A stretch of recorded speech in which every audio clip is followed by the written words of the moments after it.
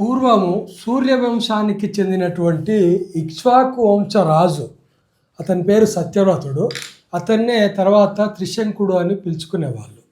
ఇతనికి సత్యవ్రతుడికి అంటే త్రిశంకునికి శరీరంతో స్వర్గానికి పోవాలనేటువంటి కోరిక ఉండేది.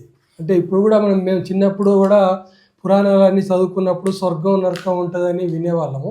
స్వర్గంలో చాలా సుఖ సంతోషాలు ఉంటాయనే వాటి విషయము చర్చించుకునే వాళ్ళం.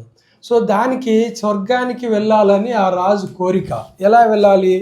శరీరంతో వెళ్ళాలి అనేటువంటి ఒక కోరిక ఉండింది. దాన్ని తీర్చుకోవడం కోసం అప్పుడు రాజులకు ఏదైనా వస్తే వాళ్ళు మునులను కలిసేవాళ్ళు. ఆ విధంగానే అతను వశిష్ఠ మునిని కలుస్తాడు.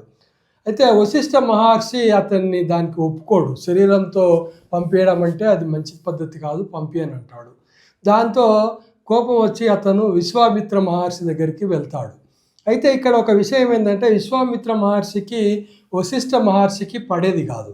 సో విశ్వామిత్ర మహర్షి ఎప్పుడైతే వశిష్ఠ మహర్షి దాన్ని ధిక్కరించాడో, వద్దన్నాడో, విశ్వామిత్ర మహర్షి నేను చేస్తానని చెప్పి ఒప్పుకొని అతన్ని బొందితో అంటే శరీరంతో స్వర్గాన్ని పంపించడం కోసము ఘోర తపస్సు చేస్తాడు. ఆ తపస్సు ద్వారా అతన్ని ఏం చేస్తాడంటే స్వర్గం దగ్గరికి పంపిస్తాడు. మామూలుగా అతని తపశ్శక్తితోటి త్రిశంకుని స్వర్గం దగ్గరికి పంపిస్తాడు. అయితే అతని పేరు సత్యవ్రతుడు. యాక్చువల్గా అతని అక్కడికి స్వర్గం దగ్గరికి పంపిస్తే స్వర్గంలో దేవతలు ఏం చేస్తారంటే ఒక మనిషిని బొందితోటి మేము స్వర్గానికి రానివ్వము అని చెప్పి అతన్ని తలకిందులుగా చేసి అక్కడే వదిలేస్తారు. అతను తలకిందులుగా వేలాడుతూ ఉంటాడు. అది తెలుసుకొని విశ్వామిత్ర మహర్షి, మీకింత పొగరా దేవతలకు మనుషులంటే, మనుషుల మీద ఇంత కోపమా మీకు అని చెప్పి అక్కడే సత్యవ్రతునికి అక్కడే ఒక త్రిశంక స్వర్గము అనేటువంటి ఇంకొక స్వర్గాన్ని నిర్మించి అక్కడే అతన్ని ఉంచుతాడు.